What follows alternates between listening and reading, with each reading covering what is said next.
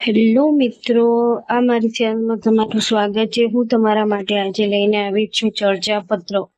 શાળાઓની આસપાસ પ્લાસ્ટિક અને કચરાના ઢગલાથી જોખમાતા આરોગ્ય તથા સ્વચ્છતા અભિયાનની ઉપેક્ષા અંગે તંત્રીશ્રીનું ચર્ચા પત્ર. આદેશ જુઓ.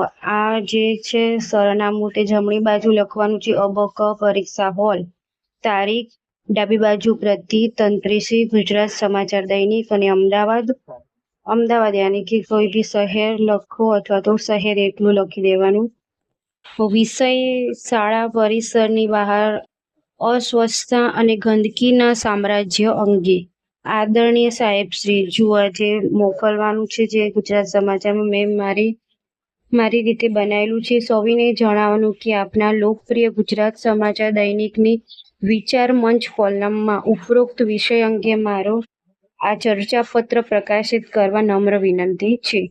ચર્ચા પત્રનું લખાણ એટલે કે જે ચર્ચા પત્ર આપણે લખવાનું છે તે પહેલા શીર્ષક આપવાનું છે કે સ્વચ્છતા તે પ્રભુતા, વિદ્યાધામની બહાર ખડકાતા કચરાના ઢગલા ક્યારે હટશે? સાંપ્રત સમયમાં સ્વચ્છ ભારત અભિયાન અંતર્ગત અનેક જનજાગૃતિ કાર્યક્રમો યોજાય છે, પરંતુ ખેદની વાત એ છે કે આપણી ઘણી શાળાઓના પ્રવેશદ્વાર કે સીમાડા પર પ્લાસ્ટિક, એંઠવાડ કે કચરાના ઢગલા જોવા મળે છે. ચોમાસાની ઋતુમાં ગંદકીના કારણે મચ્છરો અને દૂષિત પાણીના ભરાવાથી રોગચાળો ફાટી નીકળવાનો ભય રહે છે.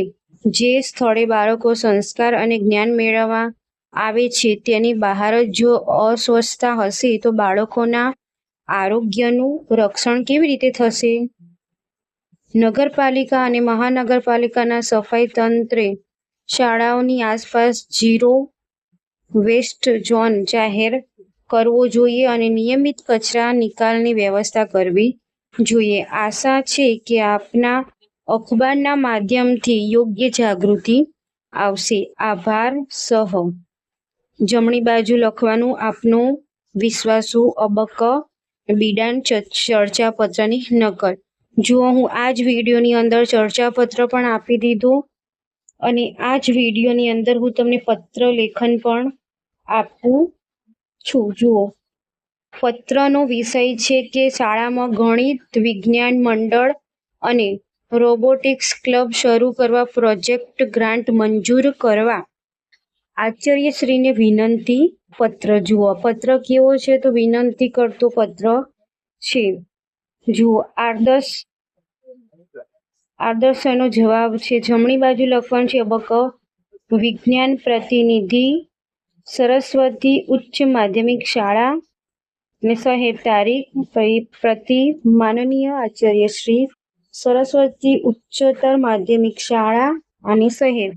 વિષય લખવાનું છે કે શાળામાં ગણિત વિજ્ઞાન અને રોબોટિક્સ ક્લબની સ્થાપના કરવા બાબત. જો વિનંતી કરતો પત્ર છે એટલે આમાં વિષય લખવાનો છે.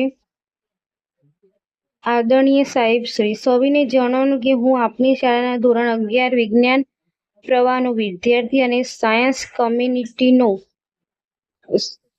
કમિટીનો પ્રતિનિધિ તરીકે આ પત્ર આપશ્રી સમક્ષ શાળાના વિદ્યાર્થીઓમાં વૈજ્ઞાનિક અભિગમ વિકસાવવાના હેતુથી લખી રહ્યો છું.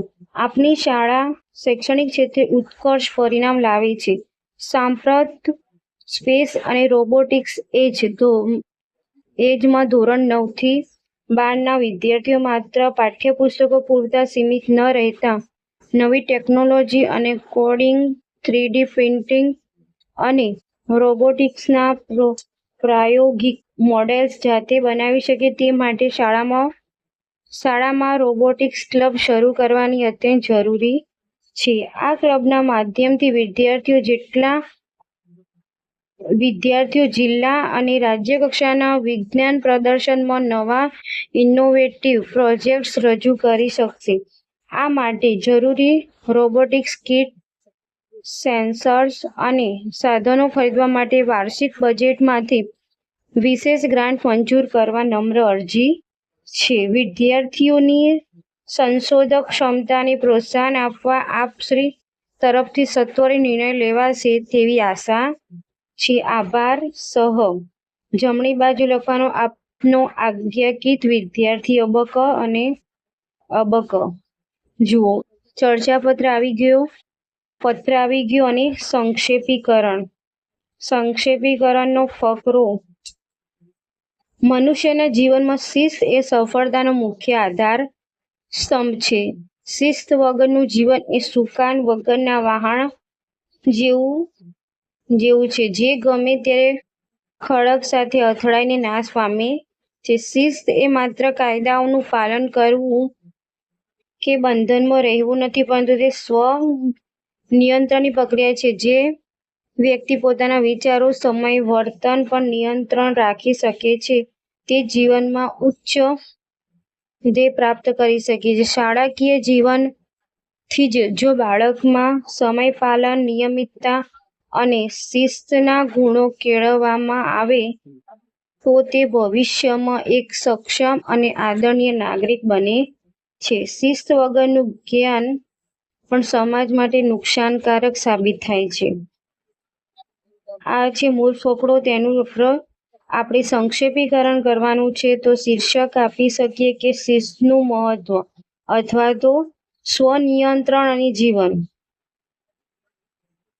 ફકરાનો મૂળ ફકરાના ત્રીજા ભાગ જેટલું સંક્ષેપીકરણ કરવાનું છે. તો તેનો ઉત્તર છે શિસ્ત એ સફળતાનો આધાર અને સ્વ-નિયંત્રણની પ્રક્રિયા છે. શિસ્ત વગરનું જીવન દિશા વિહીન વહાણ સમાન છે. પોતાના વર્તન અને સમય પર સંયમ રાખનાર વ્યક્તિ જ શ્રેષ્ઠ સિદ્ધિ મેળવી શકે છે. વિદ્યાર્થી અવસ્થાથી જ કેળવાયેલી શિસ્ત મનુષ્યને આદરણીય નાગરિક બનાવે છે.